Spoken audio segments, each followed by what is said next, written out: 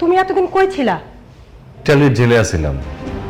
বলছি কি লিবিয়া থেকে ইটালিতে ঢোকার সময় বর্ডারে ধরা খাইছি, তো পুলিশ জেলে ঢুকাই দিছে।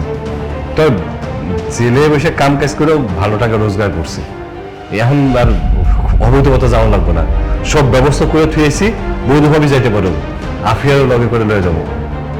আফিয়ারে ডাক দেন, এখানে দাঁড়া দাঁড়া আপনার কথা না কইয়া সবাই এক লগে কথা কই, খোঁজ গল্প করি, ভালো লাগবে। তুমি এতদিন ফোন দাও নাই কেন?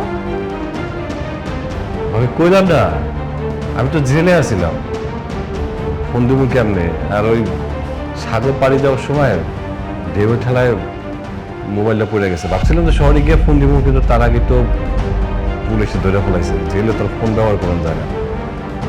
অহন অহন তাই সে বলছে, কোনো চিন্তা নাই। আফিয়ারে ডাক দেন, আমি আফিয়ারে নিয়ে চলে যাই। না, ও বাড়িতে নাই। কই আছে তাও কর পারুম না। মানে কি? আফিয়া বাড়ি নাই, আবার কই গেছে তাও কইতে পারেন না? এটা একটা কথা বললেন ভাবি। মানে কিছু না, ও বাড়ি থেকে পলায় গেছে। মনে হয় কোন এক বেড়ার হাত ধরে গেছে গা।